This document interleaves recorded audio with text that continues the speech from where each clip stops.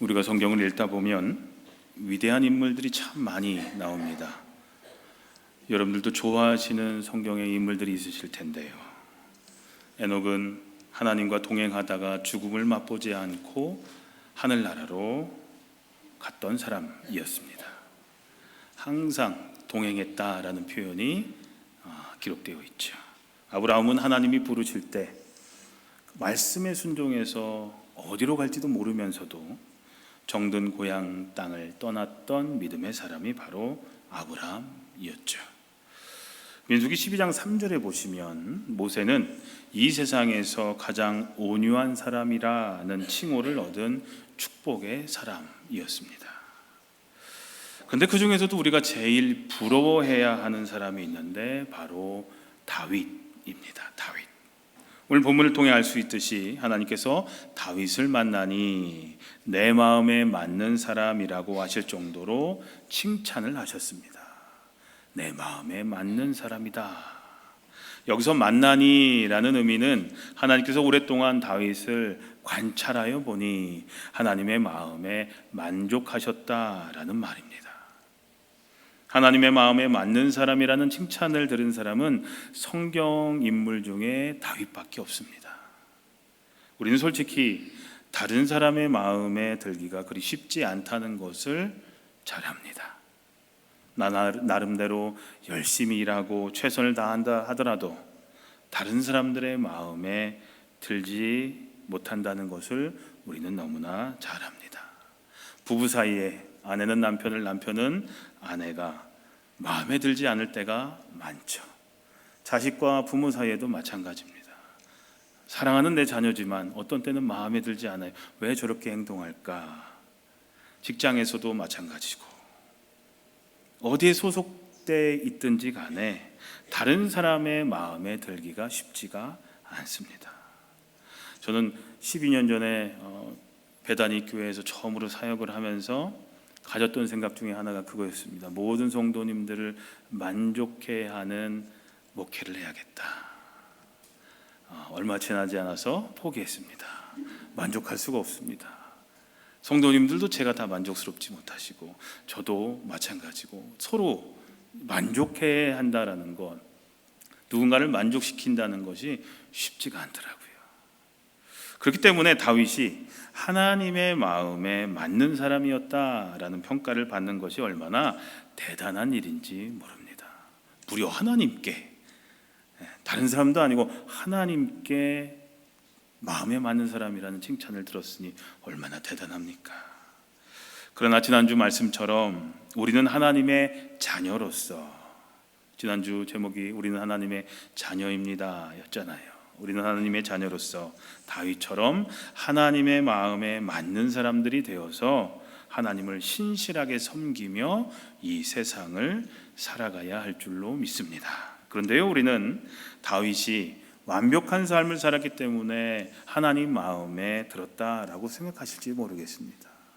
그래도 다윗은 골리앗과 싸우면서 그렇게 엄청난 일들을 했으니까 하나님이 인정해 주셨죠 라고 생각하실지 모르겠지만, 물론 다윗이 좋은 왕이긴 했습니다. 좋은 사람이긴 했지만 그가 그 어떤 잘못도 저지르지 않고 완전하게 살았기 때문에 하나님이 그의 삶을 흡족해 하셨던 것은 절대 아니다라는 것을 우리는 기억해야 한다는 거죠.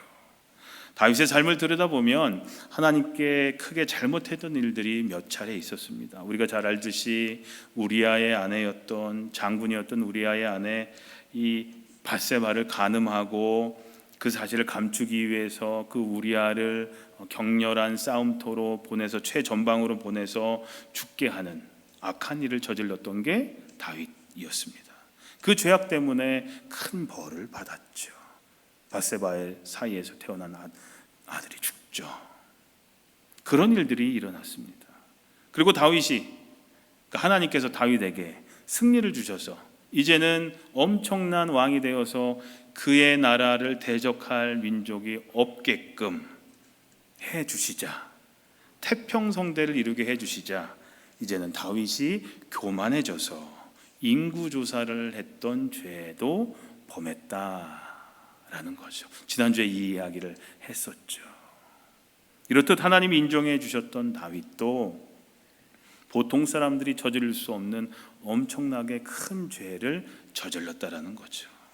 사랑하는 성도님들, 비록 우리도 허물 많고 죄 많은 사람들이지만 다윗을 보면서 용기를 얻고 하나님 마음에 맞는 사람이 되고자 노력해야 할 줄로 믿습니다. 자, 그렇다면 어떻게 해야 하나님의 마음에 맞는 사람이 될 수 있을까? 어떤 사람이 하나님 마음에 맞는 사람일까? 여러 가지가 있겠지만 오늘 세 가지만 말씀드리려고 합니다. 첫째로, 하나님의 마음에 맞는 사람은 하나님을 경외하는 사람입니다. 하나님을 경외한다라는 말이 무슨 뜻일까요? 경외, 좀 어려운 말이긴 한데 사전적인 의미는 하나님의 영광과 위엄이 너무나 크고 위대해서 감히 그 앞에 서지 못하고 두려워 떠는 것을 경외라고 얘기를 합니다. 다윗을 보시면 그의 마음속 깊은 곳에서 하나님을 경외하며 섬겼습니다.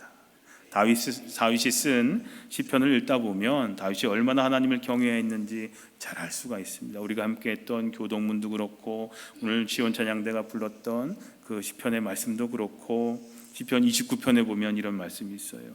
너희 권능 있는 자들아, 영광과 능력을 여호와께 돌리고 돌릴지어다. 여호와께 그의 이름에 합당한 영광을 돌리며 거룩한 옷을 입고 여호와께 예배할지어다 라고 얘기를 합니다. 하나님은 다윗의 외형적인 것을 보고 기뻐하지 않으셨습니다. 바로 하나님은 다윗의 마음의 중심을 보시고 기뻐하셨습니다. 마찬가지로 하나님은 우리의 외형적인 것 때문에 기뻐하지 않으십니다. 겉으로 하나님을 잘 섬기는 것 같이 행동한다고 기뻐하는 분이 아니십니다. 우리가 예쁘고 잘생겼다고, 똑똑하다고, 경제적인 성공을 이루었다고, 사회적으로 높은 위치에 있다라는 사실만으로 우리를 기뻐하지 않으십니다. 하나님은 다윗과 같이 진정으로 하나님을 경외하는 사람을 기뻐하십니다.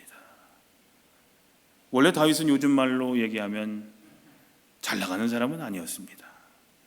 그는 형들 틈에 낄 수도 없는 어린 나이였고 특별한 것이 없었던 사람이었습니다. 형들은 사무엘을 만나서 누가 다음 이스라엘의 왕으로 뽑힐 것인지 면접을 보는 시간에 그 틈에도 못 끼는 사람이 다윗이었습니다. 다윗은 들에서 아버지의 양을 치던, 그 시간에 양을 치던 아주 보잘것없었던 어린, 내세울 것 없었던 목동이었습니다. 그런데 하나님은 그런 다윗에게 결과적으로 기름을 부어 이스라엘의 왕이 되도록 하십니다. 왜 그랬을까요? 바로 하나님은 오직 다윗의 마음 중심에서 하나님을 존경하며 신뢰하며 하나님 경외의 신앙을 보셨던 겁니다. 그의 마음의 중심만을 보셨던 겁니다. 다윗은 사울 왕에게 쫓겨다니던 10여 년의 세월 동안도 하나님만을 경외하며 살았습니다. 다윗은 언제 어디서든지 같은 마음으로 하나님만을 경외했던 위대한 사람이었습니다. 하나님은 바로 그런 다윗의 한결같은 마음의 중심을 보셨던 거죠. 그래서 그를 만나니 내 마음에 합한 자다라고 평가하셨던 겁니다. 성도님은, 저는 지금 여러분들 이 단위에서 여러분들을 바라보고 있습니다. 조금 높은 곳에 제가 서 있고 여러분들은 앉아 계시기 때문에 여기서 여러분들의 얼굴을 다 바라볼 수가 있습니다. 어떻게 하고 계시는지, 눈은 뜨고 계시는지 감고 계시는지, 어떤 자세로 계시는지 다 볼 수가 있습니다. 하지만 저는 여러분들의 외적인 부분만 볼 수가 있습니다. 그래서 지금 여러분들은 눈은, 제가 이 얘기를 하니까 이제 저를 바라보시기 시작하셨는데, 눈은 저를 보고 있지만 마음은 다른 곳에 가 계신 분이 누구신지 모릅니다. 마음속으로 무슨 생각을 하는지 저는 몰라요. 어떤 생각을 하시는지 저는 알 수가 없어요. 지금 여러분들이 다 보이지만, 근데 우리 하나님은 다 아십니다. 하나님은 지금 다 보고 계십니다. 여러분의 마음을 지금 다 열고 바라다 보고 계시다라는 거죠. 병원에 가면 엑스레이 촬영하는 곳이 있죠. 우리 눈으로는 몸 밖의 부분만 볼 수 있기 때문에 엑스레이를 비추면 어떻게 됩니까? 몸 안을 다 들여다볼 수가 있죠. 뼈가 다 보입니다. 폐나 어떤 장기들이 다 보이죠. 오래전에 접촉 사고가 나가지고 뒤에서 차가 제 차를 이렇게 접촉 사고가 나서 병원에 가서 목 엑스레이를 한번 찍었거든요. 이렇게 내린 거는 아니지만 목이 안 좋은 것 같아서 찍었다가 제가 깜짝 놀랐습니다. 제 턱살이 하나도 없는 거예요. 엑스레이 사진을 찍으니까 뼈만 나오잖아요. 엑스레이 사진. 내가 이렇게 마른 모습이 있구나라는 것을 그 엑스레이 사진을 처음 보고 알았었습니다. 속을 다 들여다보면 그렇다는 거죠. 마찬가지로 하나님은 우리의 속마음, 우리 심령의 상태를 이 엑스레이보다 더 자세하게 지금 다 보고 계시다라는 거죠. 다른 생각을 하면서 예배에 참여하고 있는지 아닌지를 다 알고 계시다라는 거죠. 그래서 하나님 앞에 숨길 수 있는 것은 아무것도 없어요. 우리가 하나님 앞에서 뭘 숨길 수 있겠습니까? 다 보고 계신데. 그러므로 우리는 하나님 앞에 두려워할 수밖에 없다라는 거죠. 경외할 수밖에 없다라는 거죠. 다니엘은 바벨론의 포로가 되어서 잡혀갑니다. 그곳에서 바벨론 음식을 먹으라고 강요를 당합니다. 근데 그는 그런 음식은 신앙을 위해서 먹지 않겠다고 거부를 하죠. 그 음식 먹는다고 시비 걸 사람 아무도 없었습니다. 율법 어긴다고 뭐라고 얘기할 사람 아무도 없었습니다. 그가 하루에 3번 예루살렘을 향해 기도하지 않는다고 잔소리할 사람 아무도 없었습니다. 그런데도 그가 그 법을 어기고 기도한다고 사자굴에 던짐을 받는 어려움을 당하면서도 자기의 신앙을 지켰던 이유는 그가 하나님을 경외하는 사람이었기 때문이었습니다. 누가 보든 말든 자신의 신앙을 지켰던 이유는 하나님을 경외했기 때문입니다. 하나님을 두려워할 줄 아는 사람이었기 때문입니다. 하나님은 보고 계신다라고 생각했기 때문입니다. 그렇기 때문에 하나님은 다니엘을 기뻐하셔서 사자굴에서 구해주셨던 겁니다. 누가 보든 안 보든 그는 그의 신앙을 지켰던 겁니다. 왜냐? 하나님은 보고 계시기 때문에. 사랑하는 성도님들, 우리는 불완전한 사람들입니다. 그러나 하나님을 경외하는 마음으로 주님을 섬긴다면 하나님은 분명히 기뻐해 주실 줄로 믿습니다. 우리가 열심을 다하여 하나님을 경외하는 마음으로 섬긴다면 하나님은 네가 바로 나의 마음에 맞는 사람이다 라고 분명히 칭찬해 주실 줄로 믿습니다. 하나님의 마음에 맞는 사람이 되기 위해서 마음을 다해 하나님을 경외하며 여러분들에게 맡겨진 일에 최선을 다해 충성하시길 바랍니다. 그리고 아무도 보지 않는 그 시간, 아무도 보지 않는 그 장소에서 거룩함을 유지하십시오. 그리스도인다운 모습을 유지하십시오.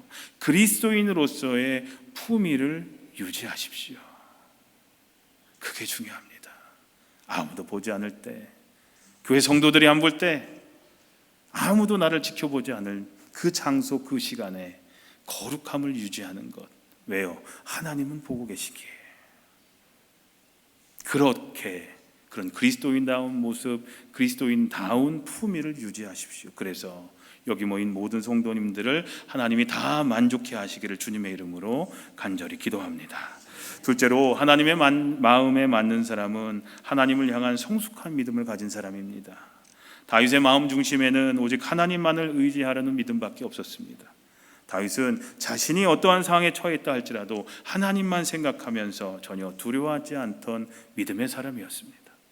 다윗이 골리앗과 싸우러 갈 때도 그는 골리앗을 바라보지 않았습니다.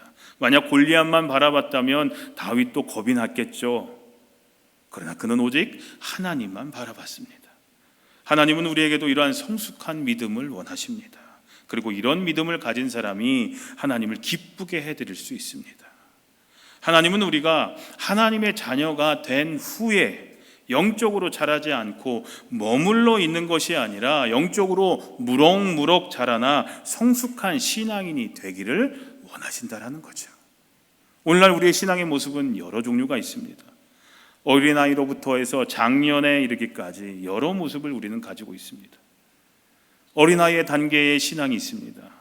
이 단계의 신앙은 어린아이처럼 뭔가를 끊임없이 요구합니다. 애들이 그렇죠. 아주 갓난 아기들, 어린아이들이 그렇죠. 뭔가를 계속 요구하고 달라고만 얘기를 하죠. 그게 어린아이와 같은 신앙입니다.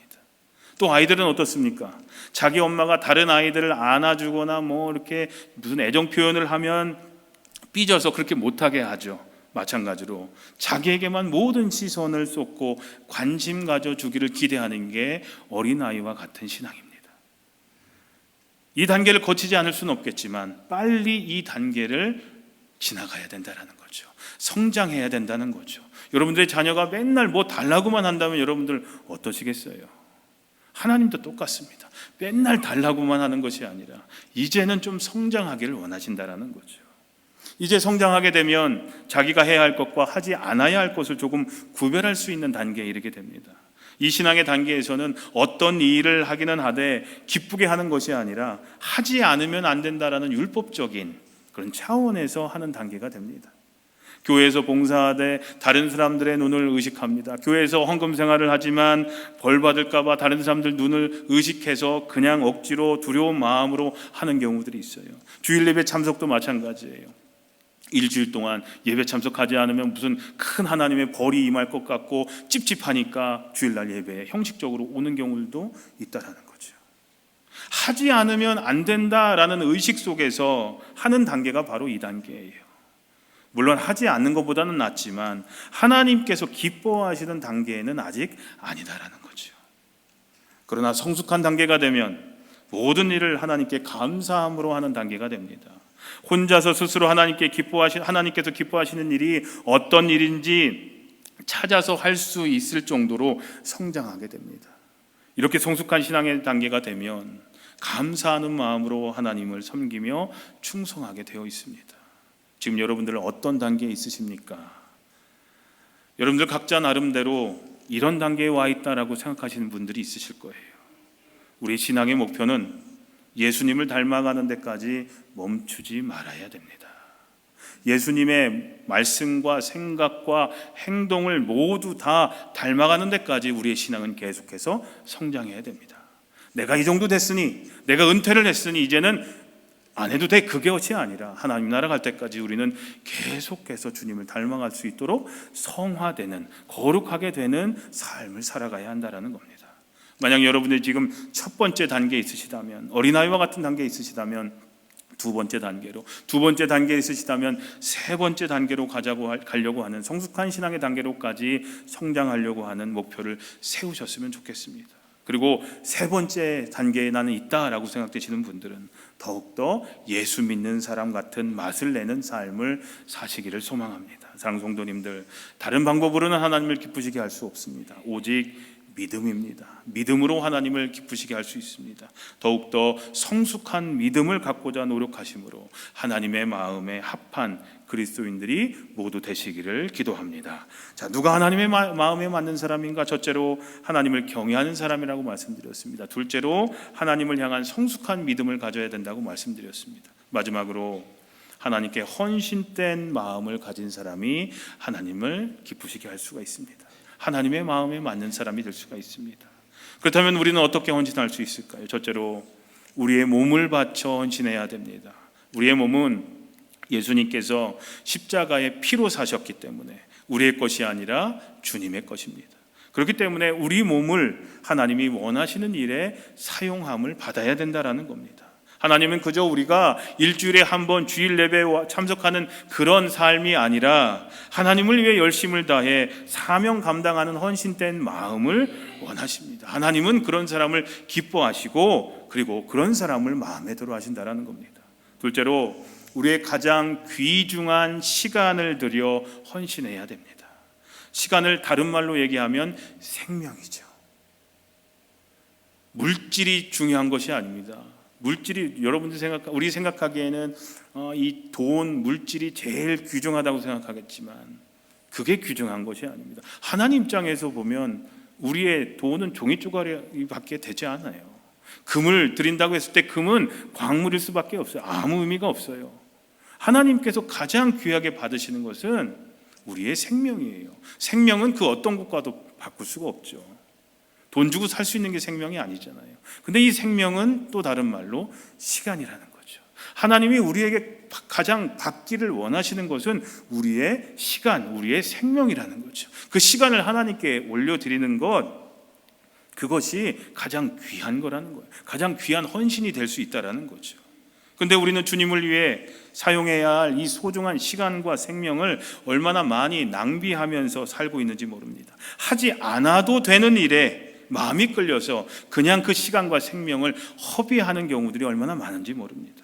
그렇기 때문에 우리 삶의 모든 시간을 하나님께서 인도하시도록 해야 됩니다.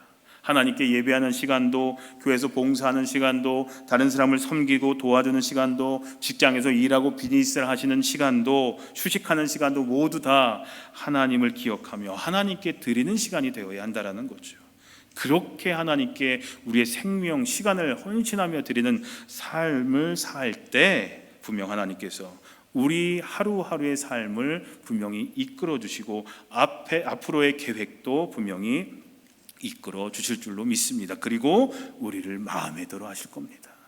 마지막으로 내가 받은 모든 달란트를 통해서 하나님께 헌신해야 됩니다. 여러분들은 지금 어떤 달란트를 가지고 계십니까? 달란트 하니까 뭐 되게 큰 거 생각하시는데요, 그것이 무엇이든 작든 크든 주님을 위해 사용함을 받아야 합니다. 다윗이 목동으로 있을 때 할 수 있었던 것은, 그가 할 수 있었던 일은 무엇이었을까요? 돌멩이 가지고, 물맷돌을 가지고 맹수가 오면 쫓아내는 일, 그것이었습니다. 바로 이게 다윗의 달란트였습니다. 근데 하나님께서 그 달란트를 어떻게 사용하셨습니까? 물맷돌 던지는 것이 별로 대단해 보이지는 않았지만 다윗은 그것을 통해서, 그 돌 던지는 물맷돌이라는 달란트를 통해서 골리앗을 쓰러뜨리고 하나님의 영광을 드러냈던 것은 우리는 잘 알고 있죠. 여러분들이 가지고 있는 그 물맷돌은 무엇입니까? 그 달란트는 무엇입니까? 하이는 별거 나는 없는데요, 별것도 아닌데요 라고 생각할지 모르겠지만, 그것을 하나님의 영광을 위해, 하나님의 나라를 위해 사용함을 받는다면 분명 하나님 마음에 드는 자다라고, 하나님 마음에 합한 자라고 분명히 칭찬을 받게 될 것입니다. 사랑하는 성도님들, 우리가 이 세상을 살아가면서 다른 사람의 마음에 든다고 해도 하나님의 마음에 맞는 사람이 되지 못한다면 그의 인생은 불행한 인생일 겁니다. 저도 목회를 하고 있지만 여러분들을 다 만족시킨다 할지라도 하나님께 인정받지 못한다면, 하나님 마음에 합한 사람이 아니라면, 하나님 마음에 드는 사람이 아니라면 저는 실패한 목회를 하는 거겠죠. 우리 삶도 마찬가지입니다. 세상에서 인정받는다 할지라도 하나님께 인정받지 못한다면 우리는 불행한 인생입니다. 우리 자녀들은 어떻습니까? 우리 자녀들도 마찬가지입니다. 하나님의 마음에 맞지 않은 삶을 산다면, 사회적으로 아무리 성공했다 할지라도 그의 삶은 불행한 삶일 수밖에 없다는 거죠. 그러나 하나님의 마음에 맞는 사람이 된다면 그 사람은 이 세상에서 가장 행복한 사람이며 복받은 사람인 줄로 믿습니다. 여러분은 지금 누구를 기쁘게 하려고 힘들게 노력하며 살고 계십니까? 여러분 자신입니까? 자기 만족을 위해서 살고 계십니까? 아니면 여러분들의 배우자, 부모, 자녀들을 기쁘게 하려고 살고 계십니까? 물론 그들에게도 기쁨을 주어야 하겠죠. 그러나 우리는 먼저 하나님의 마음을 기쁘게 해드리고 하나님의 마음에 맞는 사람이 되려고 노력해야 합니다. 다윗은 그의 평생을 이런 마음으로 살았습니다. 그렇기 때문에 그는 여러 차례 큰 죄를 지었음에도 불구하고, 보통 사람은 지을 수 없는 엄청난 죄를 지었음에도 불구하고 하나님께 내 마음에 맞는 자라는 칭찬을 듣게 되었습니다. 그리고 그 마음에 맞는 자의 후손을 통해서 예수님이 탄생하는 놀라운 역사가 일어날 수 있었다라는 거죠. 하나님 마음에 맞는 내 삶을 통해 내 후손에게서 내 자녀들에게서, 내 손주들에게서 하나님의 영광을 위한 큰 인물들이 태어난다면 이보다 더 복된 일이 어디에 있겠습니까?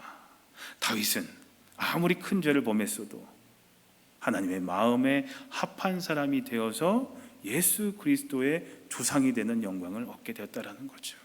우리도 이런 영광을 얻는 삶이 되어야 할 줄로 믿습니다.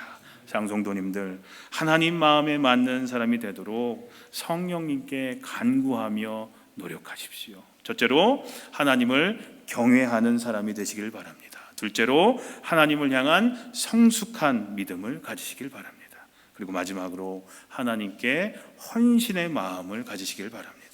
이런 삶을 통해서 한 번뿐인 우리의 인생이, 한 번뿐인 내 인생이 사람들의 인정이 아니라 오직 하나님의 인정함을 받는, 하나님께 인정받는 진짜 승리자로서의 삶이 되시기를 우리 주님의 이름으로 간절히 축원합니다.